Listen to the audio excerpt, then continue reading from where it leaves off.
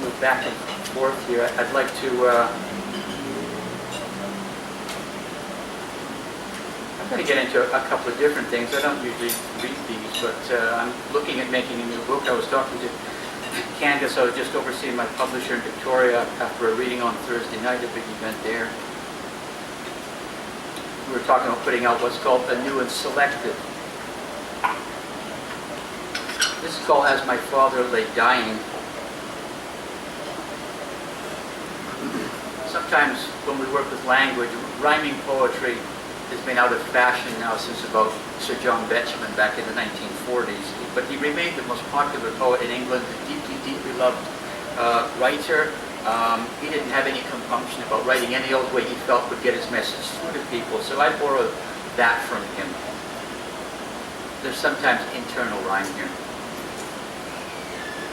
As my father lay dying, he said, "It's good to be on a journey, son." And we talked together through the long day and night. When he didn't die after all and could hobble back home again, we drank Guinness and played the old tunes once more, somewhere between the dark and the morning of the happiest day of my life. Then it happened.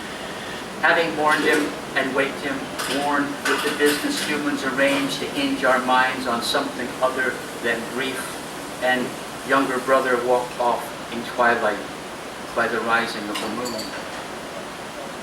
2. The lights along the river danced, and the river played its tune, and the tugboats blinked and hunkered on the Fraser's farther side, for we buried our dad that afternoon, and all the parish cried. When all the tribes had sent their men, and the town had cried that day, and all the Celts had laughed that way, we carved him off in glory before the winter's blast.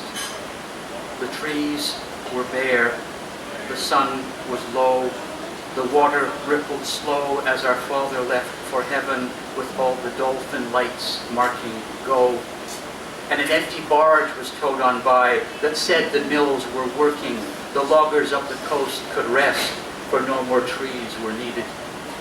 Tomorrow we'll remember after our tiredness passes, and my brother has homed his way again across the Atlantic Ocean, with the dockside cranes in the gloaming lit red up in the sky. With our father gone before us, the memories slip by. O life, O death, O precious mystery, this source of all our faith, guide us through this first long night our Father's soul do take, and we walk off in the twilight beneath a November moon.